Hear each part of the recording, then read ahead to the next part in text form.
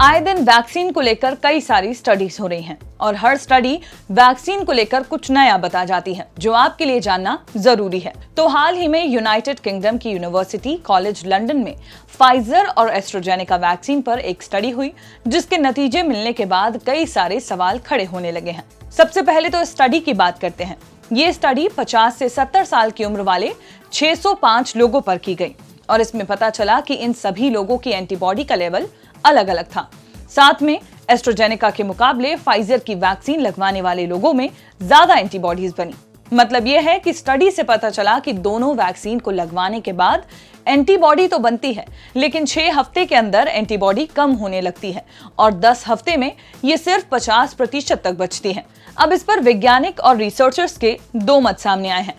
वैज्ञानिकों का कहना है कि वैक्सीनेशन के कुछ समय बाद अगर किसी की एंटीबॉडी कम होती है तो ये कोई चिंता की बात नहीं है और रिसर्चर्स का कहना है कि कहीं ना कहीं इससे वैक्सीन की इफेक्टिवनेस कम हो सकती है। भले ही इससे ब्रेक थ्रू इन्फेक्शन का कोई लेना देना नहीं हो, पर इससे बूस्टर डोज लगवाने के चांसेस बढ़ जाते हैं। इजराइल दुनिया का पहला ऐसा देश है जहां बूस्टर डोज लगना शुरू हो चुका है और इजराइल के साथ साथ कई देशों में तो उन लोगों को बूस्टर डोज लगवाया जा रहा है जो पहले से किसी गंभीर बीमारी का सामना कर रहे थे। अगर आप ये सोच रहे हैं कि वैक्सीनेशन के बाद एंटीबॉडी कुछ ही समय तक रहती है और केवल इस वजह से लोगों को बूस्टर डोज लगाया जा रहा है, तो ऐसा बिल्कुल भी नहीं है।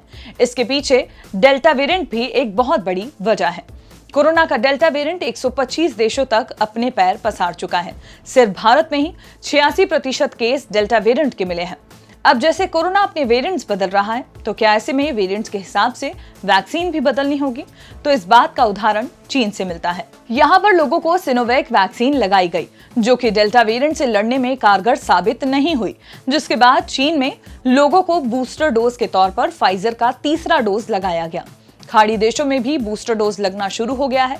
अमेरिका में भी कहा जा रहा है कि बूस्टर डोज की जरूरत पड़ सकती है, लेकिन इन सभी बातों पर WHO ने फुल स्टॉप लगा दिया है और WHO ने कहा है कि बूस्टर डोज कितना जरूरी है इस बात की वैज्ञानिक पुष्टि नहीं है।